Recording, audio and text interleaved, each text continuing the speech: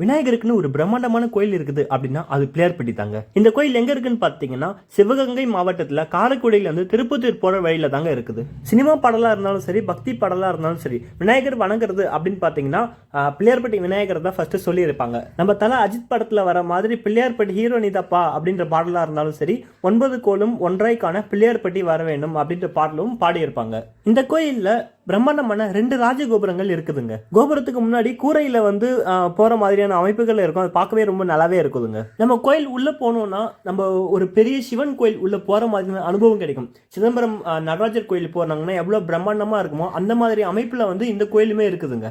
இந்த மாதிரி ஒரு பிரம்மாண்டமான கோயில் இருக்குது அப்படின்னாக்கா அது பிள்ளையார்பட்டி தான் அப்படின்னு நான் நினைக்கிறேன்.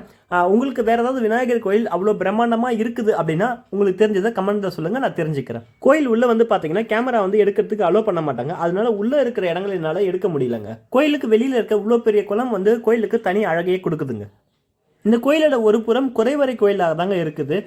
நம்ம விநாயகர் கிட்ட போறப்போ கருவறை கிட்ட நம்மளால அது தெளிவாக பார்க்க முடியும். சுற்றி பாறைகள் உள்ள இருக்கிற மாதிரி தான் நம்மளால பார்க்க முடியும். இந்த கோயிலில் இருக்கிற விநாயகர் கம்பீரமான 6 அடி உயரம் இருக்காருங்க. அந்த கற்பக விநாயகரை பார்க்கறதுக்கு 2 கண்ணுமே போதாது அப்படின்ற அளவுக்கு அவ்வளோ அற்புதமா அழகா வடிவமைச்சிருப்பாங்க. இந்த விநாயகரோட சிறப்பு அம்சம் என்னென்ன அப்படின்னு பார்க்கலாம் வாங்க.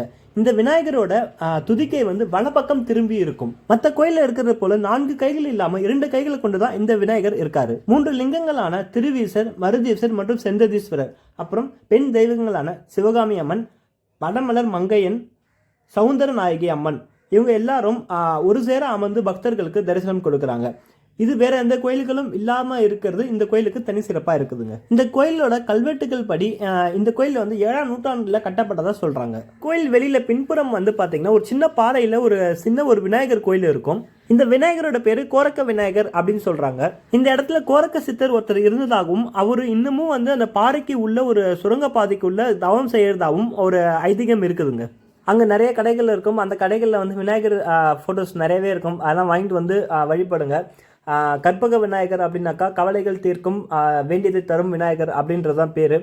இந்த கோயில் போயிட்டு வந்ததுக்கப்புறம் நான் எங்கெங்கெல்லாம் வந்து விநாயகர் ஃபோட்டோ பார்க்கணும் அங்கெங்கெல்லாம் இந்த கற்பக விநாயகர் தான் நான் அதிகமாக நோட் பண்ணுறேன். தனியாக தெரியுது. ஸோ நீங்களும் இந்த கோயில் போயிட்டு வந்ததுக்கப்புறம் நான் கண்டிப்பாக நோட் பண்ணுவீங்க அப்படின்னு நான் நம்புகிறேன். கண்டிப்பாக நீங்களும் இந்த கோயிலுக்கு போயிட்டு வாங்க, உங்களுக்கும் ரொம்ப பிடிக்கும் அப்படின்னு நான் நம்புகிறேன். இந்த வீடியோ பிடிச்சிருந்தா லைக் பண்ணுங்கள், உங்கள் ஃப்ரெண்ட்ஸ் அண்ட் ஃபேமிலிக்கு இந்த வீடியோவை ஷேர் பண்ணுங்கள். மறக்காமல் நம்ம சேனலை சப்ஸ்கிரைப் பண்ணுங்கள். தேங்க்யூ.